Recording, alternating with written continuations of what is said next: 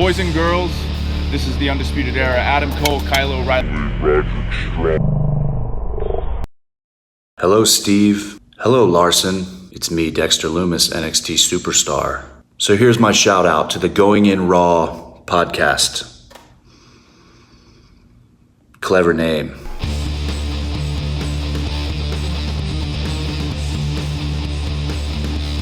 Hey, Friendo, Steve here.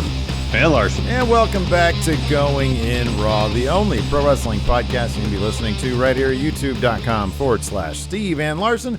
Available wherever podcasts can be found, and of course taped live at the Twitch at twitch.tv/Steve and Larson. We're going to dive into NXT in just a moment, but Larson, we woke up to some happy news for the Rousey household. What's going on?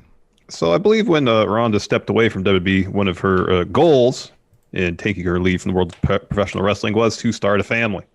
And she announced this morning on her YouTube channel that her and her husband, Travis Brown, they're expecting their first child. This is what she said in the video along with the announcements. These transcripts are from Fightful. Quote, "I've been pregnant since January. I can't hide it anymore. It's time to show it off." She said that she is due to deliver the baddest baby on the planet in September. That is awesome. Congratulations. Yeah, like you said, congratulations. She had mentioned when she stepped away that she was looking to start a family. And then obviously the biological, practices that then take place in order to form baby took place. It's been over a year, so that probably happened a lot. The meeting of chemicals in the body. Anyways, this is awesome. Obviously, this precludes her from coming back anytime soon. Yes. Probably, assuming if she wanted to come back, at a minimum, probably 18 months or so. But yeah, that's awesome for her. And what's her husband's name? Travis Brown. Is that right? Travis Brown, I believe. Yeah. Yes. So good for them. Success was attained. Yes. Through this biological process. Yes, these biological processes. Yes. The precious bodily fluids were exchanged, Larson. Fluoridation happened. Anyways, NXT also happened. The precious bodily fluids of NXT were flowing strong last night. Were they? As strong as they ever are with me, anyways. Yeah. No, I don't know. So, okay, I guess sort of there were two really, really, really good matches. I will give it that. The main event, Kyle O'Reilly versus Cameron Grimes. Good.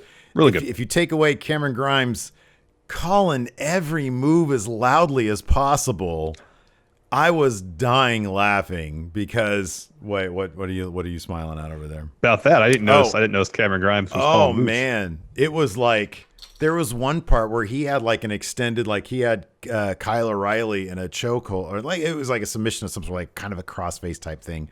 And he literally said, "Okay, bend down. Okay, now come back up." And then he'd say, "Oh yeah, you know what I'm doing. Okay, now turn around. You're going to go down." I was like, why is this picking up every word that he's saying? I didn't notice last night in NXT. It sounded like they had mics installed in everybody's chest. Whenever there was a chop, they all sounded thunderous. Yeah. Oh, that was another good match. The Lorcan versus Kushida. Yeah, that was good. But we had the debut of Sarray, which was a really fantastic match with her and Zoey Stark. And I love how much TV time Zoey Stark's getting. Same. I mean, they obviously love her to death, and they think very highly of her. That's fantastic. Let's talk about Kyle O'Reilly as a character, though. We know he can deliver in the ring. So from a broader standpoint, let's absolutely start here, because I feel like story wise, future matchups wise, I got some questions. So yeah, Kyle O'Reilly. This what is going on with who we saw last night? I don't know. I don't know. He comes out in a jean jacket, t-shirt. He's got, I don't know what kind of hat you'd call that, like a fedora kind of. Got some sunglasses on. He looks like he had just come back from vacation. Essentially, that's what he looked like, as opposed to maybe just getting out of the hospital. Yeah. Because we're just 2 weeks removed from his match with Adam Cole. Yeah. Denise Salcedo had it right. She said he looked like literally, yeah, she tweeted this out. Literally every guy in LA. He was very hipster / touristy, and I don't know where the line is between those two. Sometimes it's very blurry, if you're doing something for the sake of irony or not. But like, it does sort of go against, maybe somebody's paying attention to this show, because sometimes you've said that their baby faces are generally just generic badasses. Well, this wasn't that, and I'm sure this appealed to a lot of people. Kyle O'Reilly, with his antics in the Undisputed Era, you got a glimpse of this, but again, this is sort of turned up to like 13. Yeah, it's turned up quite a bit. But here's the thing: is there's this facade that we have here now of the character of Kyle O'Reilly, as you mentioned. Let's just say hipster tourist. But then when he gets around in this promo, it's all about essentially, I discovered how to be a badass now. Yeah, that's effectively what he said. Well, I knew I had the idea of how to be a badass, but through my match with Adam Cole, I now know how to be a badass. And to get ahead in NXT, you got to be a badass. Yeah, that was the gist of what he was saying. So, despite how he was dressed, jean jacket, fedora, huge sunglasses, a shirt that was probably funny in some ironic sense. I couldn't really see what it said, but that was based on the font alone. It was probably, I think it was one of those, a ringer tee. It looked like tee. it had the that. I'm just kind of putting it together. That despite appearances, essentially what he was out there saying was, I learned how to be a true badass. Killer instinct. Adam Cole. Killer instinct. I learned killer instinct. Sometimes you have to sell out your own ethical code, basically, in the ring. Which is interesting, because what did he say about? He said he had to sell his soul to be a member of the Undisputed Era, but isn't he kind of doing the same thing to get ahead in NXT now? That was kind of my thing too. It's like, wait a second, I thought the point of that takeover match was you didn't have to do that stuff. Like discovering. It seemed like it was all about. Sorry to interrupt. Like Kyle O'Reilly discovering who he is, rediscovering who he is. I discovered that this is what I need to be successful in NXT. Doesn't it sound like the moral argument was won by Adam Cole here? Because he's conceding, well, I had to be as bad a person as Adam Cole in this ring, and that's what I know I have to do. He had to be worse to beat him. Right. He had to go to lengths that even Adam Cole wouldn't do to beat him. And now, by learning that, he has unlocked the key in his mind to success in NXT. So yes, you're right. Adam Cole did win the moral argument. There, and then like Kyle O'Reilly's like, they've been friends for a dozen years.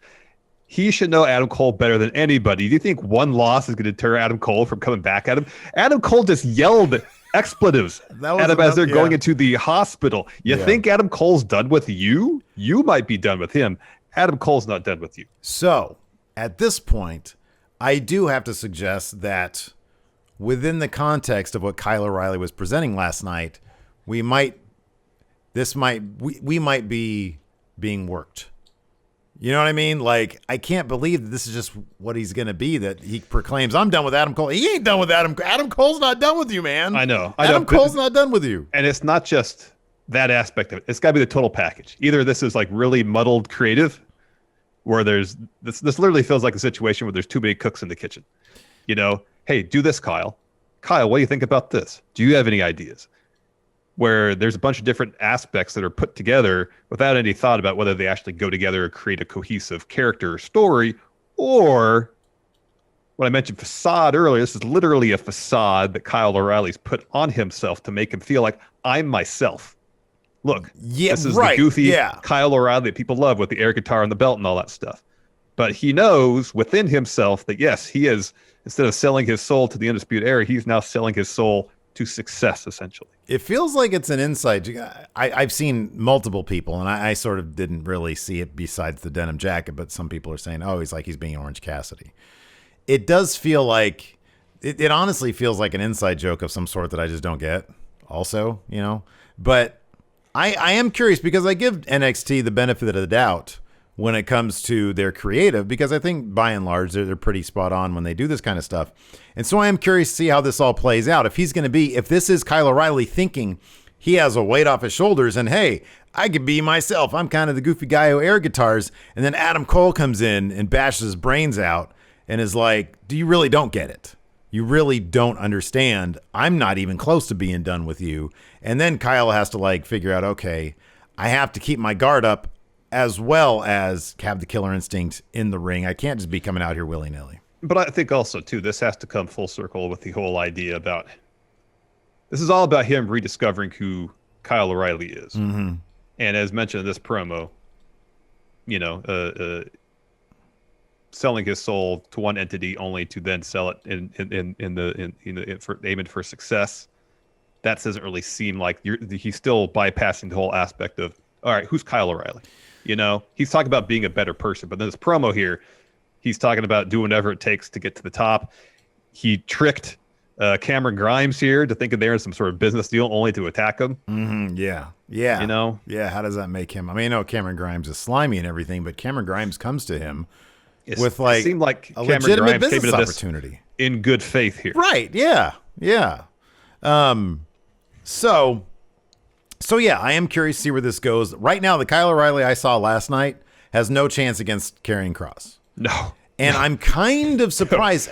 I'm wondering if I'm wondering if they're going to do a thing with, I mean, it seems like they're going to do a thing with him and Kross sooner than later. That's got to be a loss for Kyle O'Reilly for him. This should, if this is all about Kyle discovering his true self, this shouldn't be a loss. He should get destroyed. Yeah. Destroyed. He thinks that he knows what it takes to be a champion now. He goes in there and gets annihilated by Kross. Guess what? Back to the drawing board for him. Right. Yeah. That's what it should be. So in one way, I'm like, okay, well, they seem to be investing a lot in this story. This is step one, or, from after Adam Cole. This is step one on him discovering himself. I'm curious to see where this plays out, because last night I just want to see this guy get his ass kicked. Like I couldn't stand that guy. I didn't think Jim Carrey references are the way to go for a guy who's going to beat this monster Karrion Kross. Last night, Kyle O'Reilly seemed like the guy who was marching into the AEW mid-card, as opposed to a guy who's supposed to be at the top of the card in NXT, because Karrion Kross looks legitimately like a main eventer.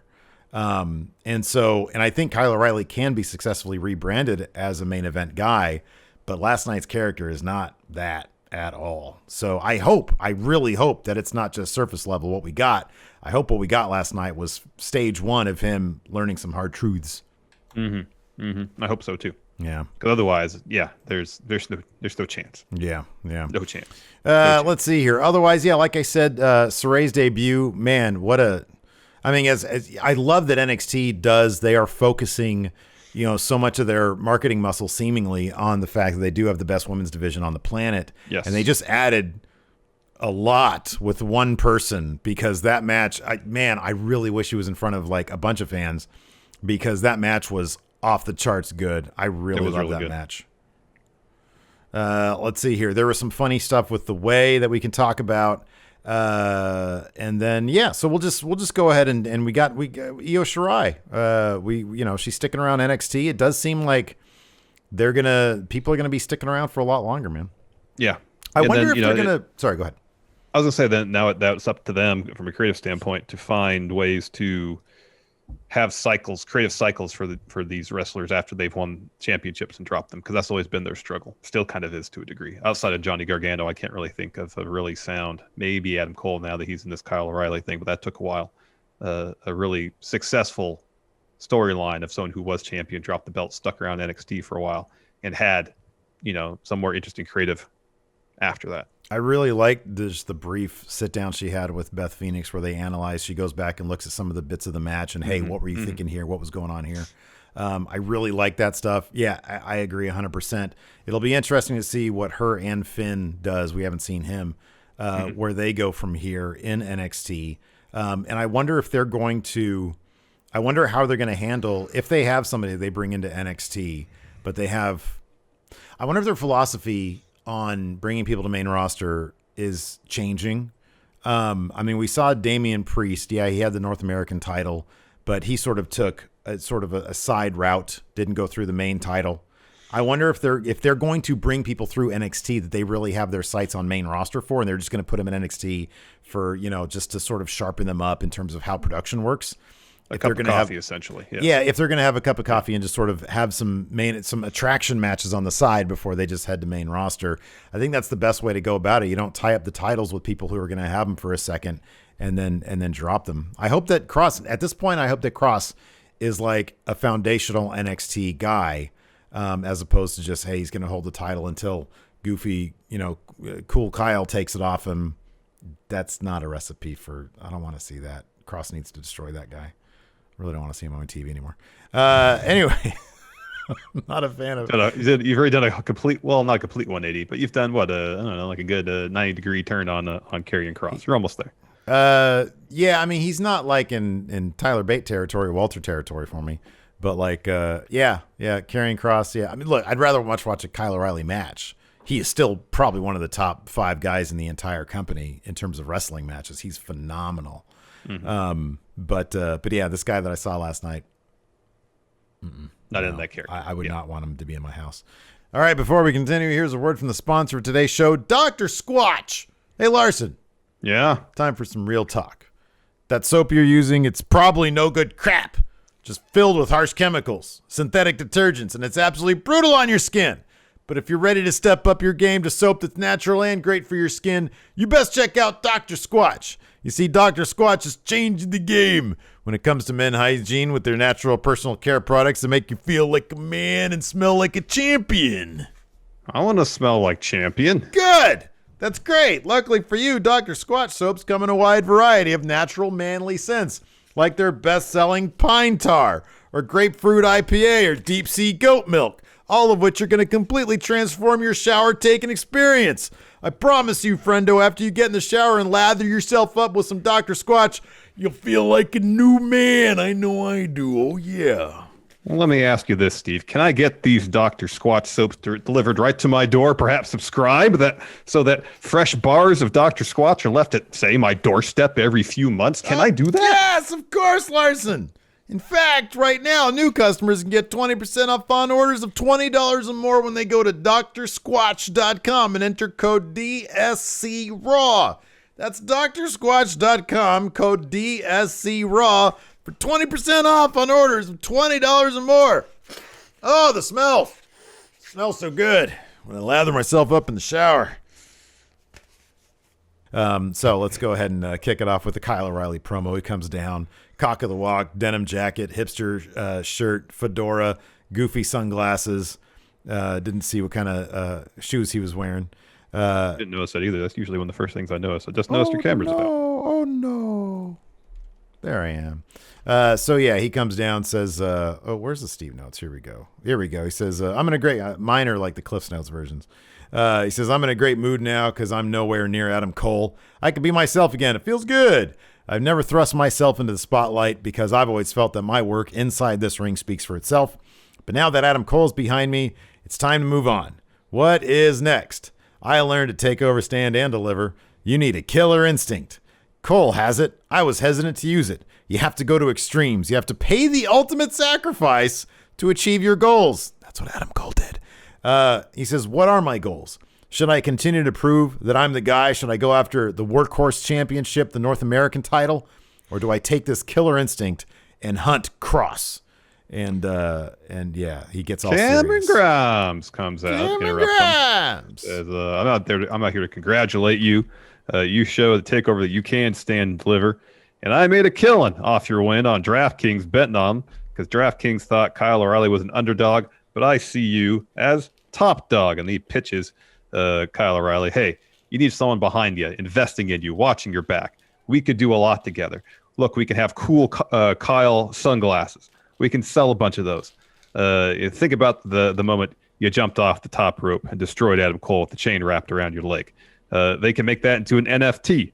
Thinks together they could go to the moon. And Kyle's all about it at first. He's like, yeah, I love it. You're a genius. These stonks of yours are impressive. Thanks for the tip about Dogcoin.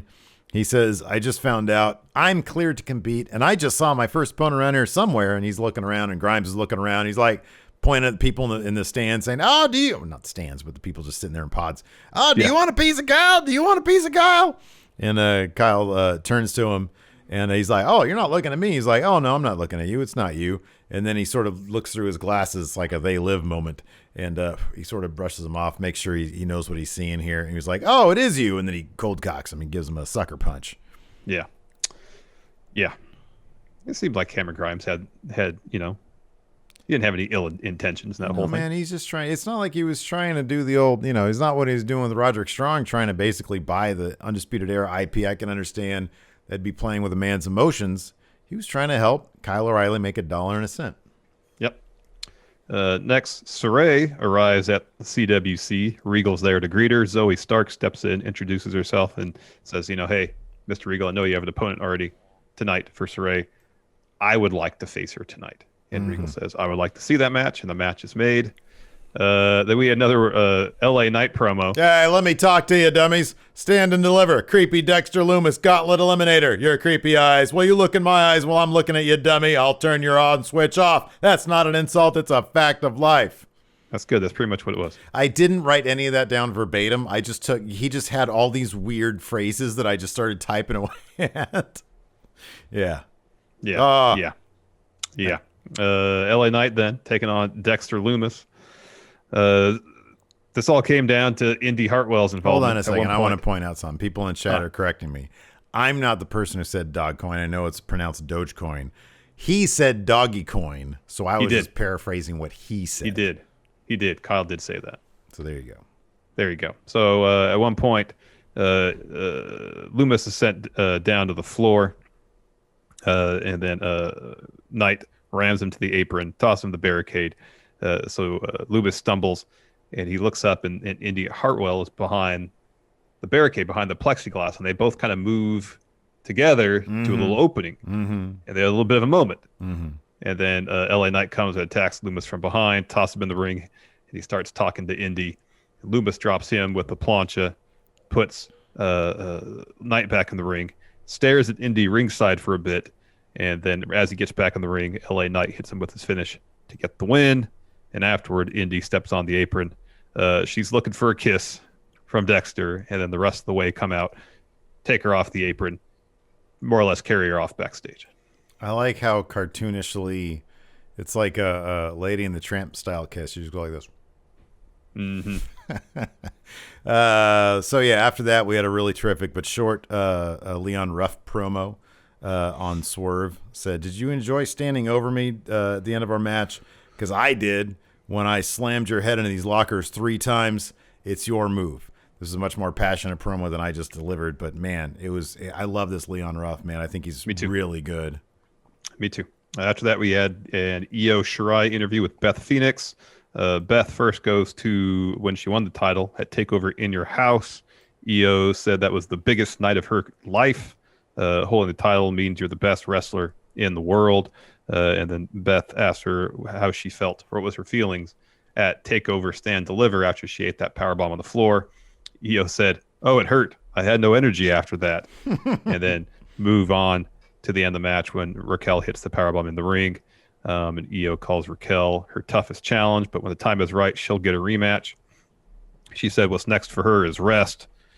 She defended the title for over 300 days. She can come back and overcome any challenge from Raquel. And then she's interrupted by Frankie Monet's dog, followed by Frankie Monet. She apologizes for interrupting, says, "Oh, I want to introduce myself and congratulate you on your title reign." And then she turns to Beth and says, "I was a fan of you. I've been a fan of you since I was a kid." And then she tells Io that she's willing to fill her shoes at the top of the women's division while she rests. And she says her shoes are better anyway. Io stands up, talks some crap in Japanese. Frankie says, "I don't understand what that meant." And Io says, "I like cats." Oh, this is great. I really did. I wish they would do this more. It's funny because Stone Cold does that on Broken Skull sessions. "All right, now let's take a look at this match between you and me, Undertaker.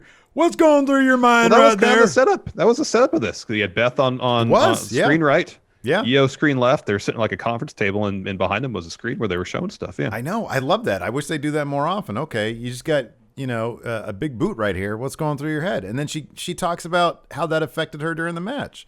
That was awesome. It's great. That was pretty cool. All right. After that, and then I liked Io's delivery on I like cats. That was good stuff. After that, we had Breezango dressed as the Queen's Guard outside Buckingham Palace, ready for grizzled young veterans. All right, do your Zach Gibson, Steve. Oh, you typical ignorant Yanks! Have you two not learned yet that fun and games gets you nowhere in this job? Take your daft cosplay and jog on. We are grizzled young veterans. And MSK, I hope you're watching and taking notes, because we are soon, very soon, to be recognized as the next NXT Tag Team Champions. He threw the very soon in there. We've been told by Triple H and Shawn Michaels that we'll be booked to win them at the next takeover. I wasn't supposed to say that part. Oops. Uh-oh. Very soon.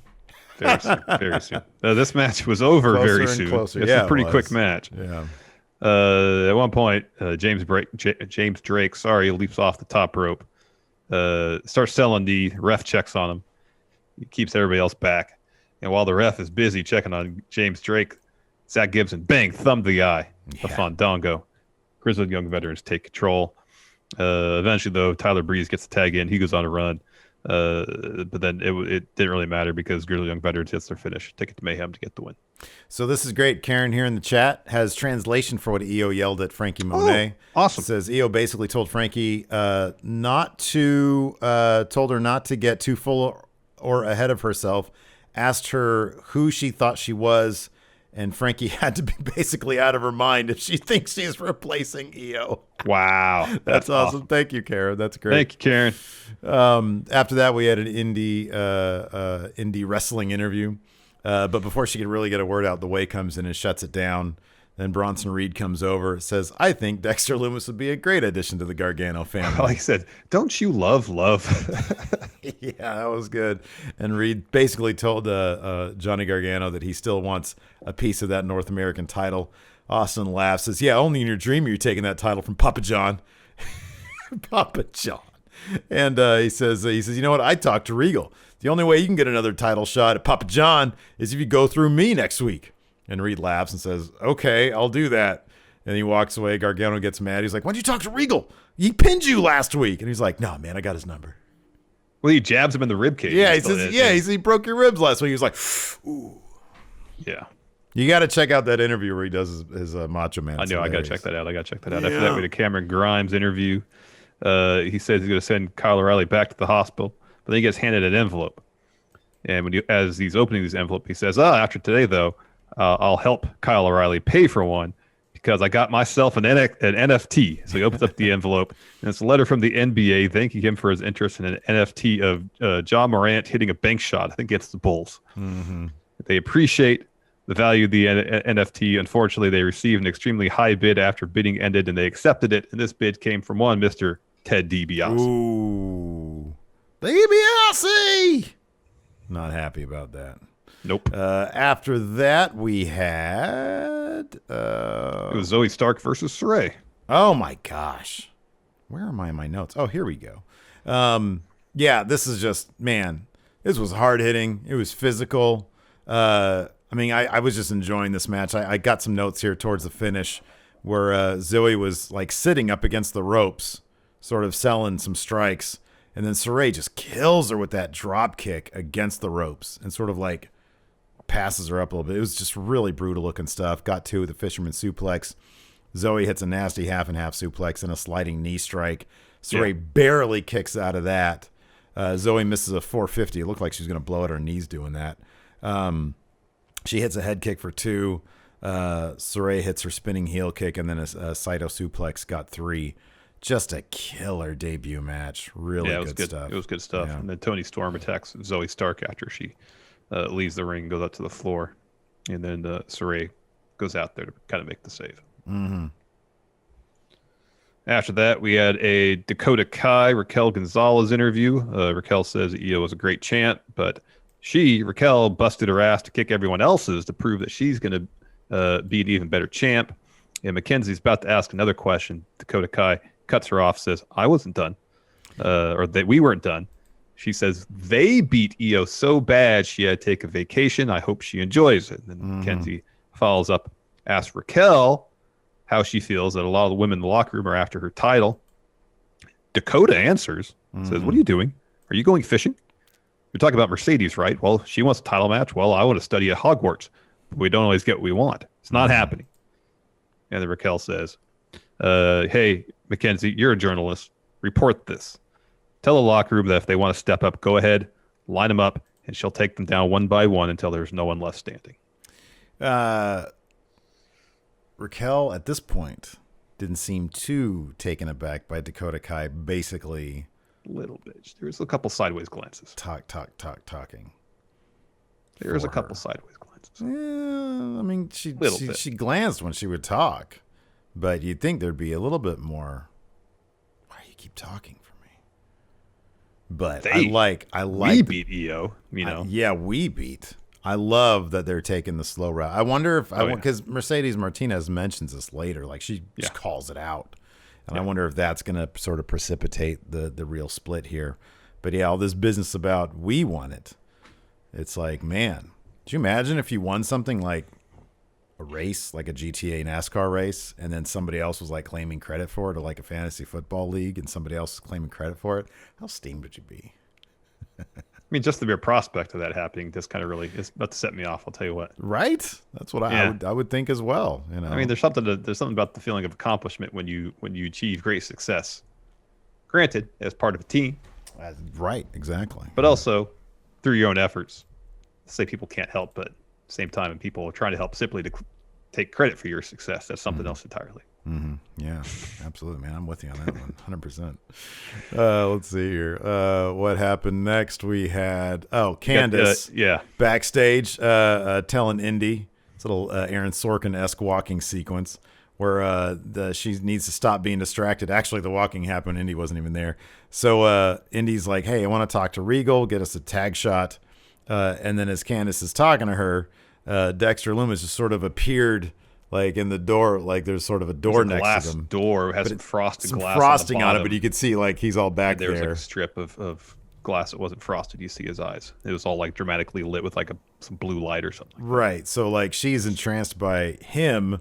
Candace doesn't see that. She sort of walks off, thinking Indy's with her. Continues to talk, runs up on Shotzi and Ember, thinking that she's got Indy that has her back. She talks some crap to them. Says we're coming after your titles. And says, yeah, we're gonna get those from you. And they're like, we? Who is we? And Candace looks, she's like, oh, crap. Sort of flips Ember's cup into her face, tries to run, but they catch her, drag her into the bathroom, as we see later. Seemingly beats the crap out of her. And then she somehow got some gum in her hair. Yeah. Next, we had a Kushida video package, which was followed by Kushida being introduced and dropping a brief promo in the ring, saying last week he won the title in an open challenge. Tonight he will give the same opportunity. Who wants a title shot? Oney Lorcan wants a title shot because he answered the challenge. And commentary is really pushing the idea that this is a new Kushida, taking a more MMA approach to his in-ring work. Of course, last week he saw him wear the orange in white tights. Mm-hmm. We hadn't seen him in. This week he lost the shoes. He was wrestling barefoot with just taped up ankles. Commentary is really pushing the idea that he was taking a more MMA style approach to his in-ring work. And that seems to be the direction they're taking with Kushida. He still had the tape with the watch on it, but by and large, every other kind of he still had time splitters on his trunks. Mm-hmm. But he didn't have the I didn't notice the jacket. Yeah, I didn't see that. And the vest that he normally does. So most of the Back to the Future references seemingly have been lost. Before we dive into this match, Kyle Cottons says we got our NXT ratings in. Oh. He says, despite NXT being kind of meh compared to last week's, NXT ratings are up with 841,000 in total viewership and a .23 in the demo. Finished in the 20s with news, obviously. Dominating the night. That is, I mean, I'm surprised that the total viewership was up. Yeah, it's up about 30, 40,000 then. That's great. That's awesome. That is good. This match was good. Like I said, there's several matches even before this one, but especially this one where it felt like, hey, everybody, we're going to put little microphones somewhere on you. So whenever you get chopped, they all sound thunderous. Oh my I know gosh, Oney yeah. Lorcan, he's a heavy chopper He as is is. a heavy We've chopper. witnessed that firsthand. Mm-hmm. Went to that live event at the Memorial Auditorium, that match between him and Roderick Strong. He's a heavy chopper, but man, especially towards the end when he was doling out a series of chops, half those chops sound like gunshots going off. Oh, it was great. It was so They were awesome. super loud. Yeah. Super loud. And Kushida, as is customary, is working over Oney's arm, soften him up for the hoverboard lock. He eventually does lock that in. Orton. Oney has to tap. After the match is over, Santos walks to the ramp. Wild and Mendoza attack Kushida from behind. Santos runs out to join the beatdown. And then MSK come out to make the save. They and Kushida clear the ring. And it was announced later on, 6-man tag match next week.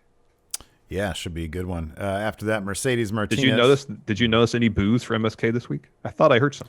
Oh, I didn't pay that close attention. But now that's just the thought could just be in my head. It could be. It's like yesterday when I got the shot. I was like, the thoughts in my head. Everybody says you get tired. I was like, around 1 o'clock. I was like, I'll take a nap. I want to head this off. Hey, you're gonna make me tired, vaccine? I'll cut you. I'll I'll beat you to the chase here. Exactly. I'm gonna take a nap. Then you can't Yeah, make me tired. Exactly. I'm proactively fatiguing. So I'm gonna take a nap before you can make me fatigued. Mercedes Martinez calls out Raquel Gonzalez, calls her scared, says she's ducking her. Says Dakota Kai barks out her orders and Raquel follows. Martinez says, I'll make you an offer. I take Dakota out. Nothing will stand between me, you, and that title. So yeah, I think next week we're also getting Mercedes Martinez versus Dakota Kai. Correct.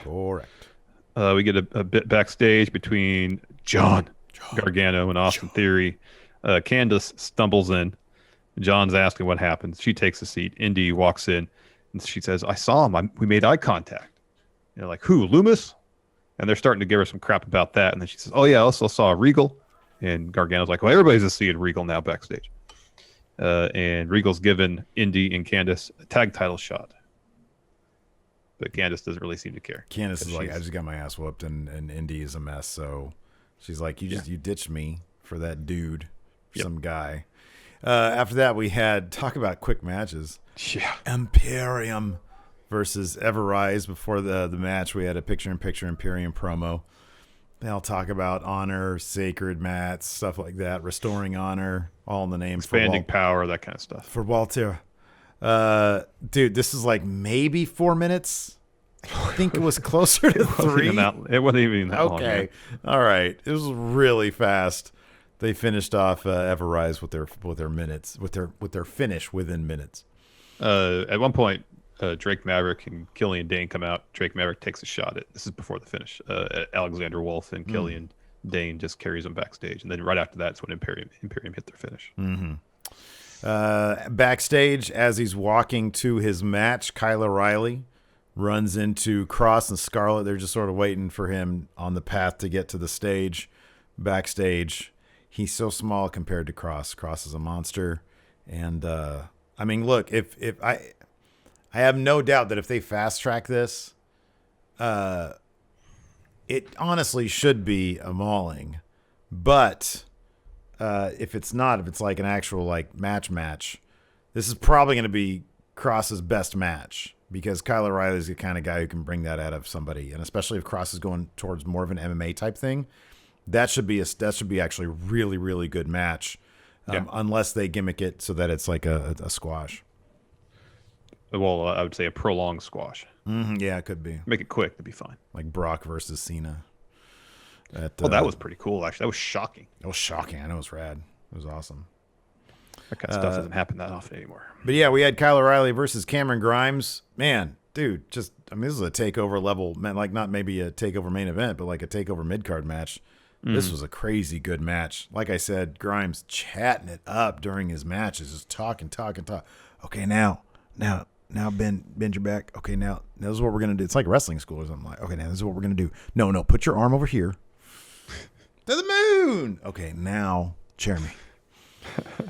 But yeah, this is a great match. Towards the finish, Kyle O'Reilly chokes out Cameron Grimes. Big knee strike. Grimes counters like this huge power slam kind of thing. Takes over the match. Grimes goes for a cave-in. O'Reilly evades. Gets in a bunch of strikes. A brain buster. Goes up top.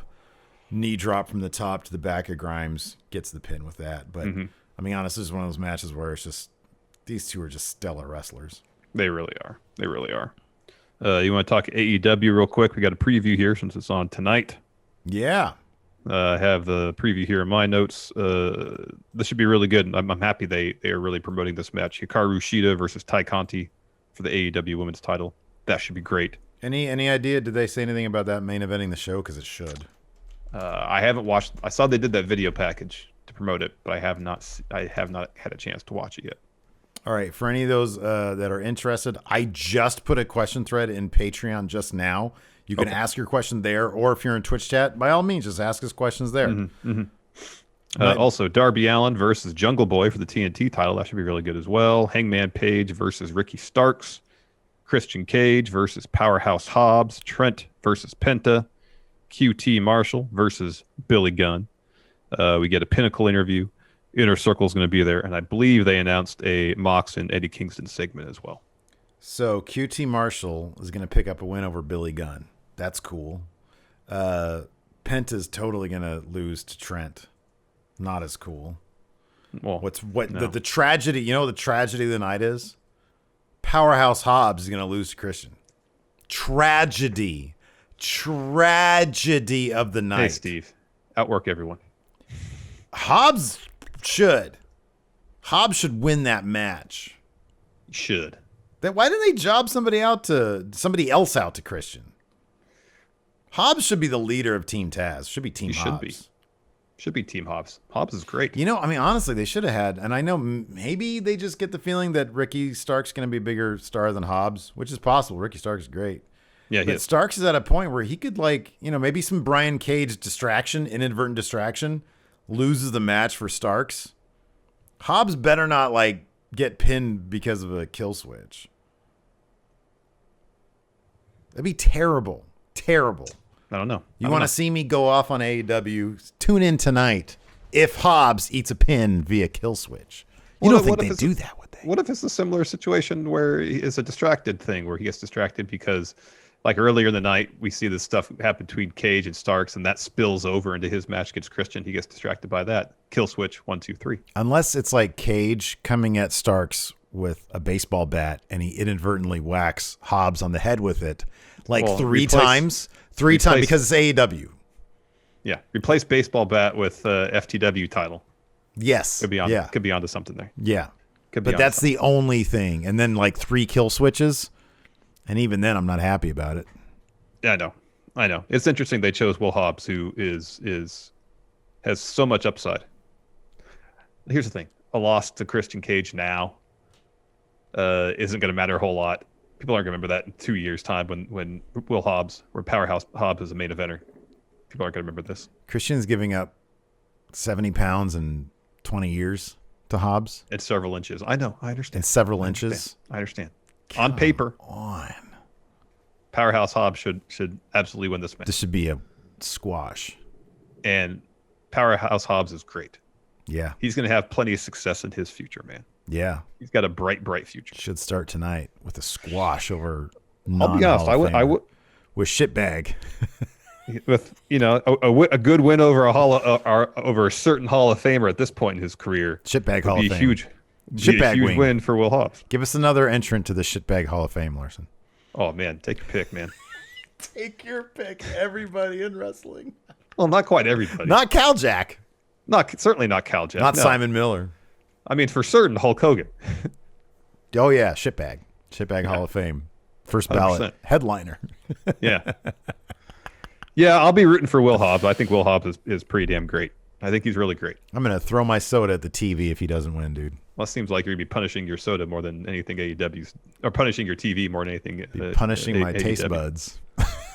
White Brownie says, with Sarray's debut match having the most NXT views, is the breakdown available? Is that like a thing? You can get that now? I think maybe that's on YouTube or something. Okay. I don't think the quarter hours are out for a couple more days. Says, well, I don't know why Brownie's talking about, but he says, with Sarray's debut match having the most NXT views, yeah, maybe it's YouTube. Giving her popularity now, how should they handle her booking moving forward? Give it some twists and turns. You don't need to like beeline to the title, but give us some real twists and turns, man. It's better when people are like, you know, they underdog their way up to the title, you know? It's like, give her a loss. Give her a loss. Why not? Yeah. Roland of the Chain. If Kushida does a Cody-esque open challenge run, which indie stars would you like to see him face?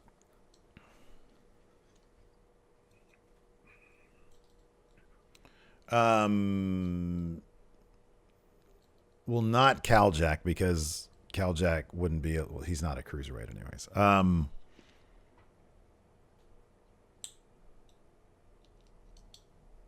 mean, everybody else on the Nolan Edward.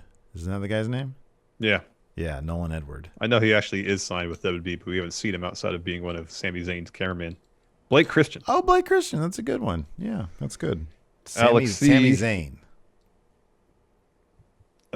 Alex C says Kyle looks like he bought a switchblade on Amazon. What? Somebody said Kyle looks like a bull who ran through a Goodwill. Yeah, I saw that. Oh, that's good. Night by Night says, do Caljack and have everyone kayfabe that he's 195 pounds. Oh, that'd be something else. Let's see if anybody responded to my NXT QA thread. All right. Good Night by Night says, recently you started a landscaping business that specializes in planting, trimming, and generally maintaining hedges and shrubberies. You're doing well, but are looking for more clientele. What NXT superstar do you think would be most interested in your services?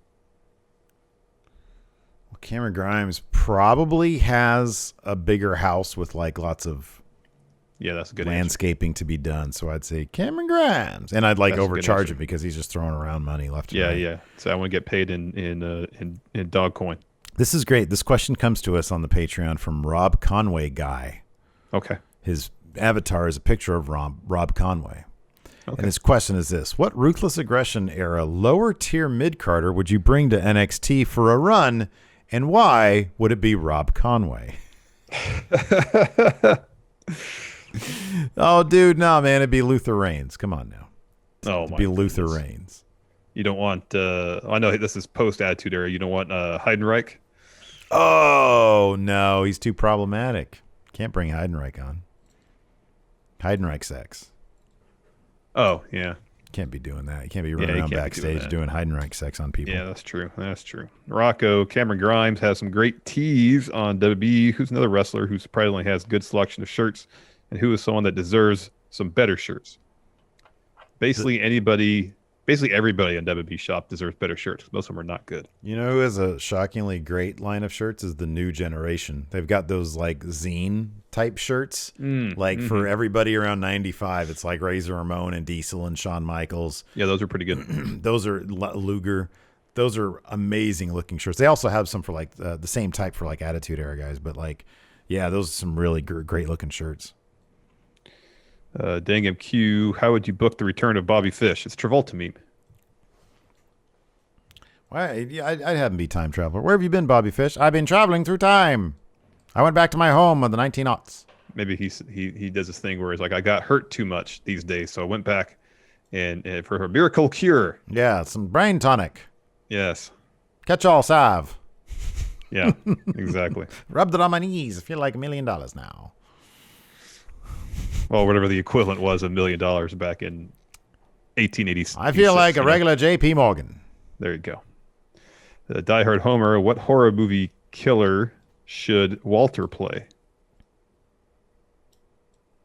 I mean, he'd either be a Mike Myers or a Jason, the guys who just were relentless machines that would come to I would think Mike Myers, because Mike Myers didn't talk a lot. Myers didn't talk much. Did Jason didn't talk, did he? I suppose that's true, too. Neither of those guys talked. Let's see here. Patrick Sparks has a great question. If you had to take a guess, what do you think Dexter, Lumis, and Shotzi's favorite horror movies are? I think Lumis would be Henry, Portrait of a Serial Killer. That's a messed up movie. Did you know there's what's his name? Henry Lee Lucas? There's a documentary about him, a series on Netflix. Oh, really? Yeah. That's heavy stuff. Yeah, it is. That is heavy stuff. Shotzi's, I don't know. I think Shotzi'd be more like I would take a guess. I mean, I know from following her on the social media, like during Halloween season, she does like a different horror movie spotlight every day or something. So I know she's probably savvy to like vintage horror movies. But I don't know. I feel like she also might be like a Rob Zombie fan, you know? Could be. Like Vermillion here in chat says Lumis is his favorite is Halloween. I guess he's named after Dr. Loomis. Oh, interesting. Oh, yeah. Walter is Leatherface. Oh, wow. I feel like Leatherface is a bit too frantic, though, you know? Yeah. That dude looks like he's always almost out of control with that chainsaw of his. Chainsaw his, yeah. Mother effing chainsaw. What? Benny Omega. Who out of the following do you think have the best chance on main roster? LA Knight, Cameron Grimes, or Dexter Lumis? So, in terms of who would be Vince's favorite, it's easily Cameron Grimes. Mm-hmm. Because he is number one. He's got like kind of the Matt Riddle thing. He's a really good wrestler, but then he also knows how to do the comedy stuff on the outside, and that seems to be Vince's thing these days. I also think Cameron Grimes is probably the most versatile. Like, LA Knight's good at doing LA Knight. Mm-hmm. Don't know what he can really do apart from being LA Knight. Mm-hmm. You know? Yeah. Loomis, like I like his performance and his gimmick is really good. Kind of feels like on main roster, in NXT, there's obviously a ceiling on it. Yeah, Whereas I feel like Cameron Grimes, he's the type of guy I feel like who could, based on his skill set, reinvent himself repeatedly and still be really good at it. Mm-hmm. Yeah, I agree with that. White Brownie says, Kyle, in response to his outfit last night, thank you, Internet, for informing me nobody else on planet Earth is allowed to wear a denim jacket ever again. My goal in wrestling has always been to be my authentic, quirky self, maintaining my artistic integrity and originality. Yeah, I mean, if I was some of these wrestlers, I'd for your own sanity, get somebody in public relations to take over your Twitter account now and again. Because, yeah, dude, everybody, as soon as you wear a denim jacket, the first thing they're going to think of is Orange Cassidy. And that wasn't my problem with what I saw last night. No, not at all. It was everything else. Tony V. LA Knight can be called up and repackaged as Car Shield guy. Just like Booge. Booge was repackaged as Joe Average. Jack Car Shield. That could be his name. Jack Car. Oh, hey, Jack Car Shield. Jack Car Shield. Jack Car Shield. Is Car your middle name? No. Car Shield's my last name, dummy. That's not an insult. It's a fact of life. By Car Shield. His first name is Jack Car. Jack Car. Hey, Jack Car. Here, Shield. Let's see here. Jester Designs says the Fire Pit / The Way feud is basically the scene kids versus the popular girls in high school, except Candace is the one getting a swirly in the locker room. Of all the things they could be doing this for, this is what they went with. Book a better feud. No, I think this is great. The Way is week in and week out one of the highlights of NXT. They're like one of my favorite things in wrestling right now. I think this is fantastic.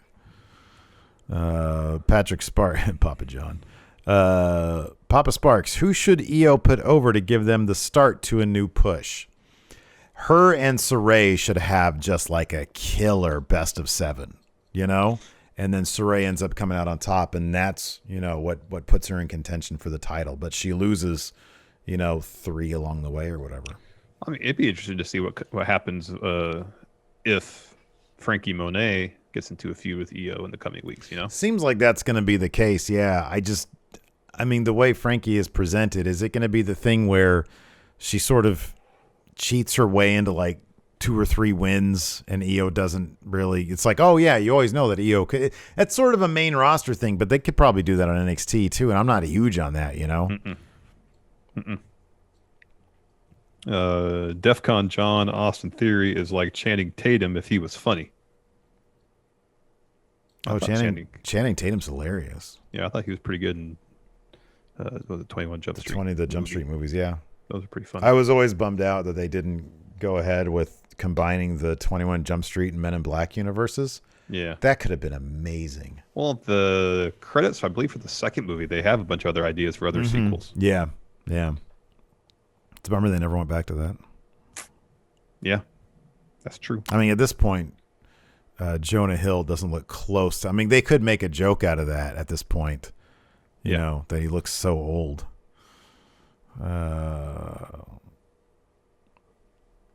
This is a good. Dog Authority figure says O'Reilly was cosplaying as Jason Mraz this week.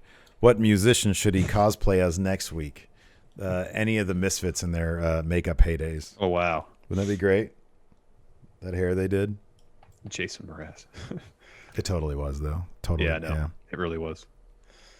Kyle Cotton, Zoey and Sarray tag team would be nice if what seemed to be a pairing with Io fell through with her taking a break. Yeah. Yeah, I could see that. That could be fun as long as they booked them strong. Let's see here. Wolfpack for Life says, who's the next singles star to form a tag team like Tommaso Ciampa did with Thatcher? God, I hope it's not Finn. What if they just did that? Like you lose the title, then you go and form a tag team. Maybe Finn and Kyle O'Reilly start a tag team. You know what? It's funny because I follow Aleister Black, the Ice Cream Man, on Instagram, and they had a video which wouldn't shock me if it played on SmackDown this week, but like a vignette for his return. It doesn't say returning soon or anything, but it's the Call the Herd thing. And I wonder if they're just gonna have him do the thing where it's like, oh, there's weak members of our roster, time to go, because that's what Call the Herd means. Yeah. I wonder if that's what he's gonna do, which is like the most overused trope. And guess he was in a room, by the way. The room had candles in it. Well, that's a step up. And he had a new pair of glasses. Like, you know how like what's in style now, like the old school 70s looking glasses? Yeah, the large frames. He has those. Yeah. But he's in a room. I wonder if he's just doing these like in his garage or something. It was nicely produced. Like the cinematography was good, so I kind of doubt that. Yeah, put him out in like a cemetery or something, you know, if you want to go with the dark gothic theme, put him outside. Green screen, so you can put him anywhere. You can do a green screen, like do a bad green screen. Let's see here. Kyle Cotton says Finn and Aleister Black would be an amazing tag team. That actually could be a really fun tag team. That could be fun. All right. Anyways, that's going to do it for the show. Twitch chat, stick around. We'll hang out for a little bit.